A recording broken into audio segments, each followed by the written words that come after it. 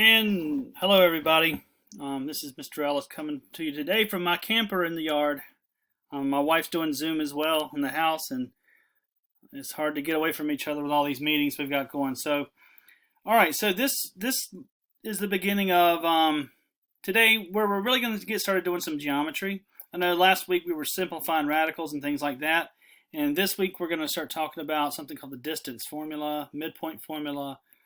And I thought one way to begin this was just to go back and talk about something that you learned in the 8th grade, and that would be the Pythagorean Theorem. Okay, so if you, when you take your notes here and you're keeping track of what you're doing, this will be 8.2. This is the distance formula, is the title of the whole thing, but it turns out we're going to begin by looking at Pythagorean Theorem and just reminding you of how this theorem works and what it says and the various components. All right, so the Pythagorean Theorem has got to do with right triangles only. So that's the first thing you got to realize. You can't use it on any other triangle. And how do we know it's a right triangle? Well, this symbol right here. If we don't see that symbol, we cannot assume we have one.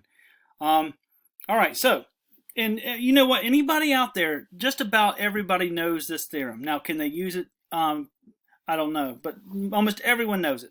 And it says a squared plus b squared is c squared, where a and b are legs of the triangle, and c is the hypotenuse. Now, some people get carried away worried about order down here. A and b have no order. It doesn't matter. You could call that b and this a. Won't make any difference. But what is non-negotiable and matters is c, the hypotenuse. Now, this guy's always opposite your right angle. When I say opposite, directly across. Okay? All right, so I wanted to begin by just calculating one of these with you and reminding you of this formula and how to use it. So this just will be one quick example. And I've got me a right triangle already drawn here. And what if they were saying, hey, I want you to solve this thing for, say, let me activate the pen. Say we wanted to solve this thing for the hypotenuse. Because in our distance formula in a minute here, that's what we're really going to be working on the most. And I'm going to call this side x. And maybe this length here is 3. And we're given that this has 7. Okay? And what we would immediately do is throw this into our theorem. And we would write a squared. A little lag time there.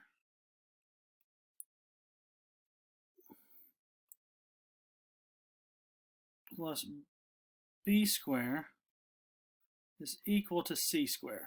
Just like that. All right, now, I'll simplify this a little bit. 3 squared we know is 9. 7 squared is 49. All right, now, we know that's actually a 58, right? And I'm going to switch sides here. I'm going to call this x squared, and I'm going to say that that is equal to 58. Okay. Now, by the square root property that we studied earlier this year, we can take the square root of both sides, and we will find that x is actually equal to the square root of 58. And somebody might be thinking, well, I thought it would be plus or minus, Mr. Ellis. And technically you're right, but when we're solving for lengths and triangles, we disregard the negative. So it's just positive 58, positive root 58. All right, now, this could be simplified possibly, so we might want to take a look at some kind of factorization.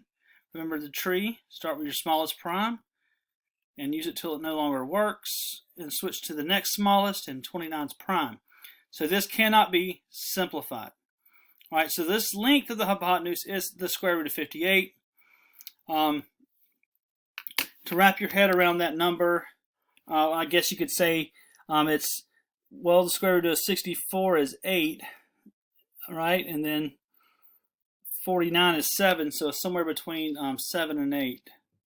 But you could always throw it in your calculator and take a look at an approximation. Depending on the instructions you've got, you know, you just have to pay attention to what you're being told. So it's about 7.6.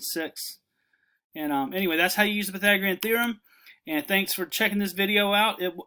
We'll be using it in the next one, okay? And you guys Stay safe and hope you stay well.